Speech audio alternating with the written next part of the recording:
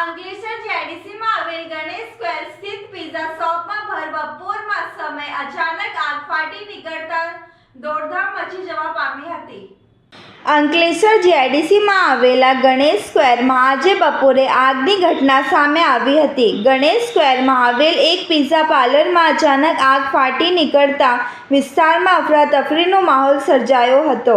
આગ લાગ્યા બાદ ધુમાડાના ગોટેગોટા દૂર દૂર સુધી નજરે પડતા આસપાસના લોકોના જીવ તાળવે ચોંટી ગયા હતા।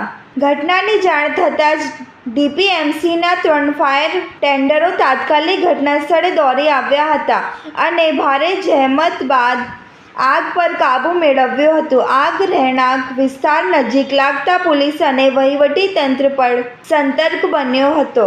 અધિકારીઓ ઘટના સ્થળે પહોંચી પરિસ્થિતિનો તાગ મેળવ્યો હતો।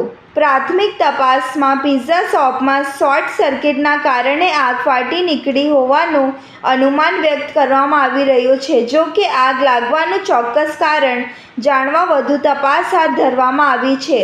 સદનસીબે આ સમગ્ર ઘટનામાં કોઈ જાનહાનિ કે ઈજાના સમાચાર સામે આવ્યા નથી। સમયસર ફાયર બ્રિગેડ દ્વારા કામગીરી હાથ ધરાતા મોટી દુર્ઘટના ટળી હોવાનું સ્થાનિકોમાં ચર્ચાઈ રહ્યું છે। આજરોજ અંકલેશ્વર જીઆઈડીસી સ્થિત ગણેશ પાર્ક ખાતે પામ આઇલેન્ડ કેફેમાં શોર્ટ સર્કિટના કારણે ફાયર થયું હતું તેવું પ્રાથમિક ધોરણે જાણવામાં આવેલ છે, પરંતુ આ ફાયરમાં સદનસીબે કોઈ પણ પ્રકારની જાનહાનિ નથી થયેલી અને ફાયર ટેન્ડર ડીપીએમસીની ટીમ દ્વારા ખૂબ ઝડપી ધોરણે જે આગ લાગી હતી એને કાબૂમાં કરી લેવામાં આવી છે અને ત્વરિત જે પ્રાથમિક ફાયરની ટ્રીટમેન્ટ મળી એના લીધે આગને વધુ વિસ્તાર વેગ ના મળ્યો અને જલ્દીથી આ ફાયરને કંટ્રોલમાં કરી લીધી હતી।